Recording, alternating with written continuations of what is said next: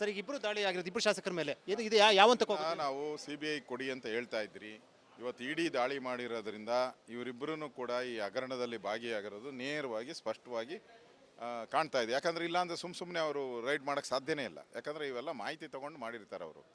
So ಅದಕ್ಕೋಸ್ಕರ ನಾನು ಮುಖ್ಯಮಂತ್ರಿಗಳು ಪದೇ ಹೇಳ್ತಾ ಇದ್ದಾರೆ, ನಮ್ಮ ಮಂತ್ರಿ ಭಾಗಿಲ್ಲ ಅಂದರೆ ಯಾಕೆ ರಾಜೀನಾಮೆ ಕೊಡಿಸ್ತೀರಿ?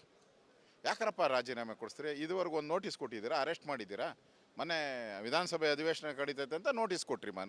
ವಿಧಾನಸಭೆ ಇರಲಿಲ್ಲ ಅಂದರೆ ನೋಟಿಸು ಕೊಡ್ತಾ ಇಲ್ಲ. ಅವ್ರನ್ನ ಏನು ಬಂಧಿಸೂ ಇಲ್ಲ, ಅವರ ಚಾರ್ಜ್ ಶೀಟಲ್ಲಿ ಅವ್ರ ಹೆಸರೂ ಇಲ್ಲ. ಹೆಂಗೆ ನೀವು ನೋಟಿಸ್ ಕೊಟ್ರಿ ಹಂಗಾರೆ? ಈಗ ಅಂದರೆ ಎಲ್ಲನೂ ಕೂಡ ಮುಚ್ಚಾಕೋದಕ್ಕೆ ಪ್ರಯತ್ನ ಮಾಡ್ತಾ ಇದ್ದಾರೆ.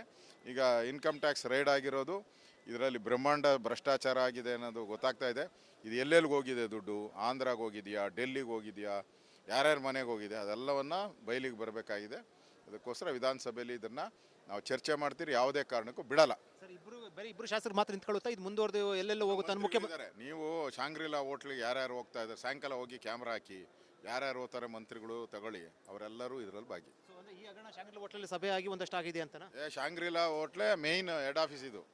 ಈ ಡೀಲ್ ಇದೆಯಲ್ಲ ಇದರದ್ದು, ವಾಲ್ಮೀಕಿ ನಿಗಮದ್ದು ಪೂರ್ತಿ ಆಗಿರೋದು ಅವರೇ ಒಪ್ಕೊಂಬಿಟ್ಟಿದ್ದಾರಲ್ಲ. MDನೇ ಹೇಳಿದ್ದಾನೆ ಶಾಂಗ್ರಿಲಾದಲ್ಲಿ ಎಲ್ಲ ಮಾತುಕತೆ ಆಗಿ ಎಲ್ಲ. ಅಂದರೆ ಶಾಂಗ್ರಿಲಾ ಮೇಯ್ನ್ ಡೀಲ್ ಇರೋದು ಅಲ್ಲೇ, ಆ ಹೋಟ್ಲೇ ಇದಕ್ಕೆ ಹೆಡ್ ಆಫೀಸು.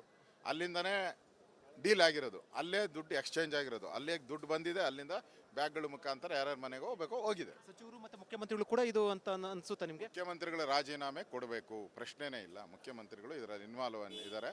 ಅವ್ರಿಗೆ ಗಮನಕ್ಕೆ ಬಂದಿರೋ ಇಷ್ಟೊಂದು ದುಡ್ಡು ಆಂಧ್ರಾಗೆ ಹೆಂಗೆ ಹೋಗುತ್ತೆ? ರಾಜೀನಾಮೆ ಕೊಡ್ಬೇಕಂತ sir? Main Nagendra commission agent ಅಷ್ಟೇ. ಅವನೊಂದು 20% ದುಡ್ಡು ತಿಂದಿರ್ಬೋದು, 80% ಇವ್ರಿಗೆ ಕೊಟ್ಟಿರ್ಬೋದು. ಗ್ಯಾರಂಟಿ, ಡೌಟೇ ಇಲ್ಲ. ರಾಮನಗರ ಬದಲಾವಣೆ ಸಂಬಂಧಪಟ್ಟಂತೆ ಜಿಲ್ಲೆನ ಇಲ್ಲಿಗೆ ಸೇರಿಸುವಂಥದ್ದು ಬಿಜೆಪಿ ಮತ್ತು JDS ಜಂಟಿಯಾಗಿ ಹೋರಾಟ ಮಾಡ್ತಾರೆ. ನೆಕ್ಸ್ಟ್ ಏನಿರುತ್ತೆ? ಹೋರಾಟ ಮಾಡ್ತೀರಿ, ಯಾವುದೇ ಕಾರಣಕ್ಕೂ ಬಿಡಲ್ಲ. ರಾಮನಗರನ ಅಭಿವೃದ್ಧಿ ಮಾಡೋಕ್ಕೆ ಯೋಗ್ಯತೆ ಇಲ್ದಿರ, ರಾಮನಗರ ಅಭಿವೃದ್ಧಿ ಮಾಡೋಕ್ಕೆ ಇವ್ರ ಕೈಲಿ ಆಗಿಲ್ಲ. ಬೆಂಗಳೂರಿಗೆ 1 ವರ್ಷ ಆಯಿತು, ಒಂದೇ ₹1 ಅನುದಾನ ಬಂದಿಲ್ಲ, ಒಂದು ನಯಾ ಪೈಸೆ ಅನುದಾನ ಕೊಡೋಕ್ಕೆ ಯೋಗ್ಯತೆ ಇಲ್ಲ. ಇವರು ಎಲ್ಲರನ್ನೂ ಸೇರಿಸ್ತಾರಂತೆ. ಯಾಕೆ ಹೇಳ್ಬಿಡಿ, ಹಾಸನ ಮಂಡ್ಯ ಏನೇನೈತೆ ಎಲ್ಲ ಸೇರಿಸ್ಬಿಡಿ ಕೊನೆಗೆ. ಅಂದರೆ ಹಾಳು ಮಾಡೋಕ್ಕೆ ಏನು ಬೇಕೋ ಅಷ್ಟು ನೋಡ್ತಾ ಇದ್ದಾರೆ ಅಷ್ಟೇ. ಬೆಂಗಳೂರು ಜನ ಇದಕ್ಕೆ ಅವ್ರಿಗೆ ಶಾಪವನ್ನು ಹಾಕ್ತಾರೆ. ಈ ರೀತಿ ಕೆಲಸಗಳನ್ನು ಮಾಡ್ತಾ ಇದ್ರೆ ಬೆಂಗಳೂರು ಜನ ಕಾಂಗ್ರೆಸ್ಗೆ ಶಾಪ ಹಾಕ್ತಾರೆ. ಜಂಟಿ ಹೋರಾಟ ಮಾಡ್ತೀರಾ ಬಿಜೆಪಿ? ಈಗಾಗಲೇ ಕುಮಾರಸ್ವಾಮಿ ಅವ್ರ ಜೊತೆ ಮಾತಾಡಿದ್ದೀನಿ. ಅವರು ಕೂಡ ನಾಳೆ ಮೀಟಿಂಗ್ ಕರೆದಿದ್ದೀನಿ, ಬರ್ತಾ ಇದ್ದಾರೆ. ಕುಮಾರಣ್ಣ ಅವರು ನಾಳೆ ಅಥವಾ ನಾಡ್ದು ಮೀಟಿಂಗ್ ಕರೀತಾ ಇದ್ದೀನಿ, ಅವರು ಕೂಡ ಬರ್ತಾ ಇದ್ದಾರೆ. ಪಾದಯಾತ್ರೆ ಜಂಟಿ ಹೋರಾಟ ಅರ್ಥ ಏನಾದಿದೆ ಸರ್ ಚಿಂತನೆ? ಇದು ಅಶೋಕ್ ಅವರ ಮಾತು. ಅವ್ರು ಹೇಳ್ತಾ ಇರುವಂಥದ್ದು ವಾಲ್ಮೀಕಿ ಹಗರಣ ಸಂಬಂಧಪಟ್ಟಂತೆ ಏನಿದೆ ಅದು ಏನು ಮುಖ್ಯಮಂತ್ರಿ ಕಚೇರಿಗೂ ಮತ್ತು ಹಲವು ಸಚಿವರು ಕೂಡ ಭಾಗಿಯಾಗಿರುವಂಥದ್ದು. ಸಾಕಷ್ಟು ವಿಧಾನಸಭೆ ಅಧಿವೇಶನ ಕೂಡ ದೊಡ್ಡ ಮಟ್ಟದ